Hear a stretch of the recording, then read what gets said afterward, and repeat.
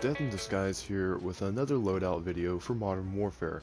Now guys, today we are actually going to be messing with the P90 SMG. Here recently, if I'm not mistaken, it did get a buff, or at the very least, I was not using this gun enough. Me and some guys actually played an SnD match yesterday, and I was using this, and I aced, and it was an amazing thing. So here's the build for it. Now, you want to use the Forge Tag Retribution barrel. Now, whenever it comes down to these two barrels, if I was playing like hardcore, maybe I think it's whenever I would use this barrel instead of the Retribution barrel.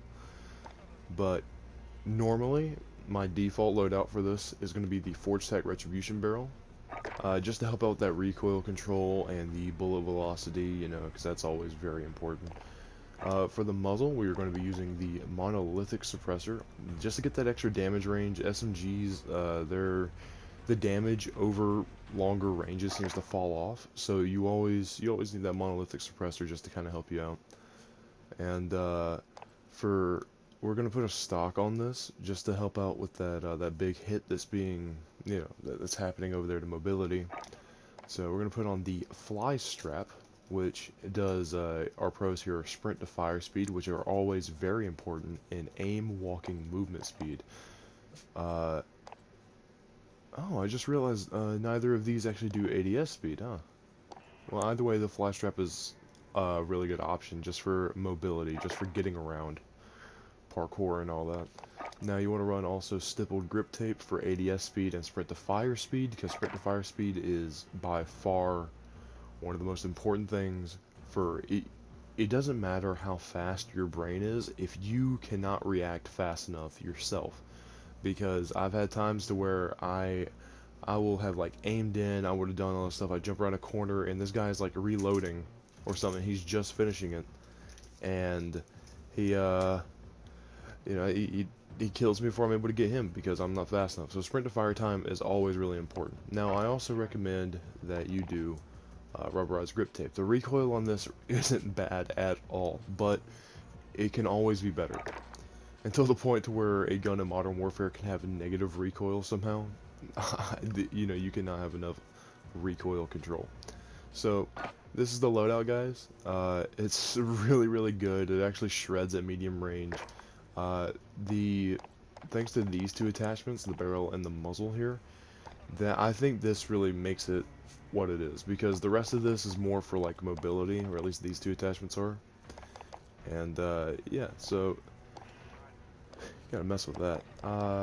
Oh, if you get on a map, all right, well, this is like just about for every map, but let's say you get on a map like Arklov Peak or what's one? Atlas Superstore, not that much, because everything seems to be like short to mid-range, nothing's ever really long range, but those bigger maps to where you gotta worry about, you know, enemies really far away. The iron sights on this gun are actually pretty good for what they are. So that's the reason I didn't put an optic on. But if you are on one of those bigger maps and you need to put an optic on, you should probably run with the GI Mini Reflex. At the very least, that's what I do. Take off the underbarrel attachment to help out, and you got this masterpiece because this thing destroys people at mid-range. I've even outshot people with AS Val, surprisingly, with this thing, because the fire rate on it is tremendous. Now, it's by far, at least as far as I know, it does not have the highest fire rate in its class. I think that goes to the Finnick. And the MP7 has a slightly higher one, but the Finnick definitely has a higher fire rate. But the P90 is a really good all-around short, mid-range, and to some extent long range, but not by that much. You get a lot of hit markers at long range, so you need to be careful about that. But you see I'm running Cali sticks with this, probably not that great of an idea. I would recommend running a pistol. If I'm not mistaken, I was running the 357 snake shot pistol, which, you know, I'll do that build right now. So, you have the 357 long barrel, because you're going to need these other two, they help, and the Silverfield Ordnance barrel is what I used to use, especially way back whenever I was trying to get this thing golded. I used that because I was like, snake shot, right? You know, it's like a shotgun, but the longest barrel gives you way more range, and it tightens up the hip fire really nicely. Uh, but you want to use the 5 milliwatt laser. 5 milliwatt laser, like I said, you know, you need that hip fire stuff. This helps out with it, and that sprint to fire speed. That sprint to fire speed is very important whenever it comes to guns like this, because chances are, if you just emptied out your gun and you're pulling out the pistol, you're probably about to die. So you're gonna need that sprint to fire speed, that hip fire accuracy. Everything helps. The lightweight trigger. Now this goes for every single pistol built. I cannot express this enough, that you need the lightweight trigger. Now I can understand if you've already built the gun for mobility or whatever. I'm pretty sure there's builds out there that people would put the heavy duty or even the match grade trigger on. But for me, and for just about everyone else that I know, the lightweight trigger, it makes it to where the gun is almost going as fast as you're pulling the trigger. Maybe not necessarily the 357, but like the M19, the 1911, the X16, you know, those kind of pistols. You can make the fire rate insane with the lightweight trigger. So that is a definite yes. Now, this is a pretty controversial attachment, which I don't know why I did that. You can't really see it. But it's a pretty controversial attachment. But the snake shot, fire this gun, you know, it's not just a bullet. It is a, you know, it's a shotgun. It's a mini shotgun that you have in your back pocket. I unfortunately do not have the akimbo unlocked. I'm actually working on that, as you can see there, because you know, I just didn't. I wasn't thinking about it whenever I was golding the gun. But sleight of hand is what I put on it right now. But you could also put frangible disabling, just to kind of mess with enemies whenever you shoot them, kind of mess them up. I've seen people run recon on pistols. I'm not 100% sure why people do that, but I will be experimenting with that here shortly, just to see what's going on. But for right now, I have sleight of hand because if you're using your secondary instead of your primary, you need that reload really fast to help you out in those dire situations. And this is also the Red Sparrow, if I'm not mistaken, the Red Sparrow blueprint. That's why the handle and the trigger guard and the main base for the gun are those colors instead of Damascus. But